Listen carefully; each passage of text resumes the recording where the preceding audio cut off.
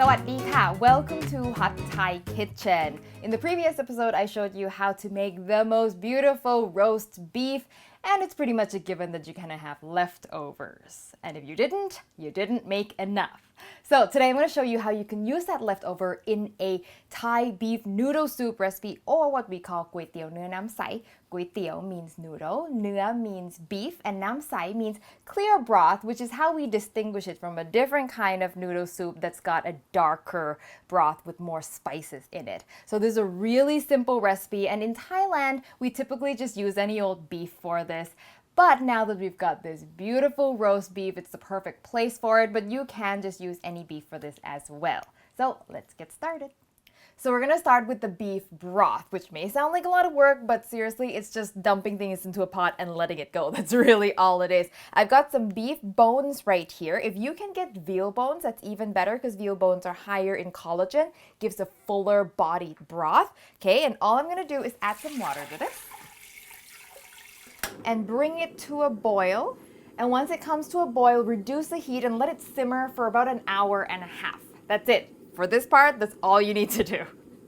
Ooh, that smells so good. Now I'm gonna just skim off any final foam. There's not that much left at this point. It really doesn't matter. I'm just looking for an excuse to use my mini skimmer here. Now we're gonna add some aromatics now. So what I've got here are onions, some garlic, and cilantro stems. Don't add it if you don't like it.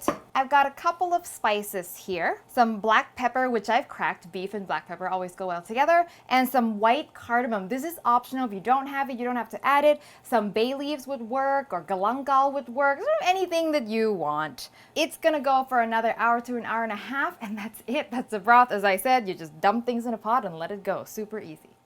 That looks so good. And just like that, the broth is ready. And I just love leave it and go recipes for leftovers because, you know, you've already spent so much work making the roast beef.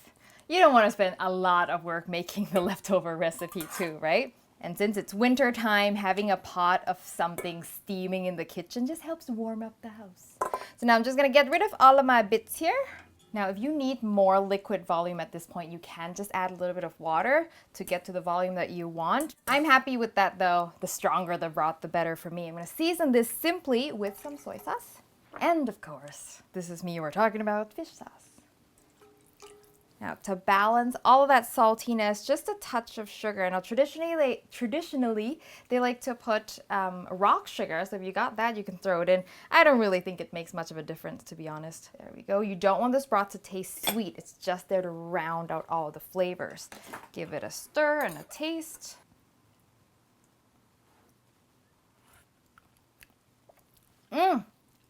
Wow, that was spot on.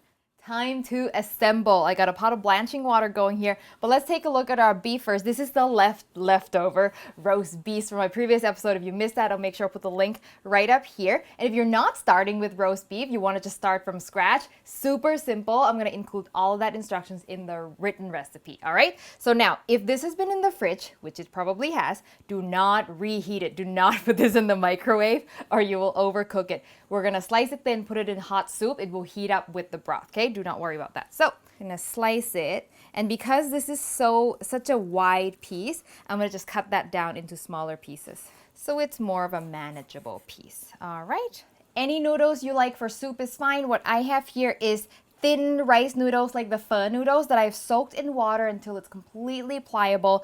15 minutes should do it. Drain it and it's ready to go. For vegetables, I'm keeping it simple here. I've got some bean sprouts. You can do any vegetables you want, and some green onion and cilantro for the topping at the end. I got my handy dandy noodle strainer here. It's such a useful item. You can get this in Asian grocery stores to make life so much easier. But if not, you can just use a sieve or put it in a pot and drain it. I'm gonna blanch my noodles and my bean sprouts at the same time. Ooh. Because this has already been soaked, it needs 5 seconds. 1, 2, 3, 4, 5. Whoop. That's it, because we're gonna put hot soup over this again. So by the time you eat it, it will have had time to cook in the broth. If you didn't have a lot of time to soak the noodles though, you may need to blanch it for a little longer. So this is given that you've had more than enough time, at least 15 minutes to soak it. There we go. Very nice. Bring over my broth real quick. Put down my roast beast on my noodles. Very nice. Get back down. There we go. And you want to make sure the broth is hot, hot, hot, hot. Right over. Oh, yes. Oh.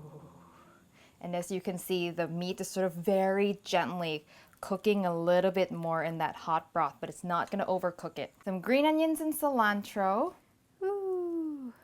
I always put garlic oil and fried garlic on my noodles. I mean, it's sort of a staple in Thai households. It's a thing we always put on noodle soup. It's really simple. You're basically just frying garlic in oil and save the oil. Trust me, it'll come in handy in so many situations. Because you made garlic oil, you're gonna end up with some fried garlic. So I wanna make sure I put some of that on as well. Adds a nice crunch. Like if you don't have any of these, you don't wanna bother. It's really not a big deal. I'm just showing you what's traditional here. And if you want something spicy, you can do chili flakes, anything that's spicy in your house. I have some chili oil. I always have chili oil in the house. And just for the sake of showing you what's traditional, this is not required at all. A lot of times in Thailand, we put what's called tang chai in our noodle soup.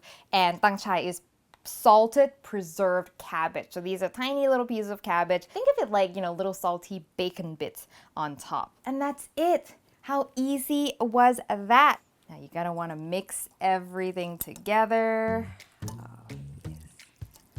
Oh, it smells so good, that garlic oil. Now, many of you know by now that I eat my noodle soup with a fork and a spoon. Put some noodles in there, put some broth in there, and it's one perfect bite with everything on it. Oh, the smell of Thai noodle soup brings me right back to street food.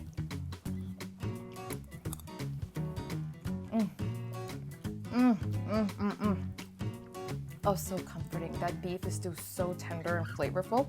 That broth, just perfect. When you make noodle soups in Thailand, you'll notice that when you go to noodle soup restaurants, they'll have condiments on the table, a little extra fish sauce, a little extra chilies. That's so that when they make the noodle soup, it's somewhat neutral. Still flavorful, but somewhat neutral. But then the eater becomes a chef to finalize all the seasoning to your taste. But that is perfect for me. Wow. And it's so easy. What a great way to use up leftover. It's easy, it's quick, but it still respects the flavor of the roast beef. So good. So I hope you give it a try. The recipe, as always, will be on hotthaikitchen.com. When you make it, make sure you send me a photo on Facebook, Twitter, or Instagram. If you haven't subscribed to the show, make sure you do so you don't miss an episode. And when you do, make sure you click that little bell icon so you get a notification every time I post a new video. If you love the show, you want to support us, check out our Patreon link in the description below. And I will see you next time for your next delicious Thai.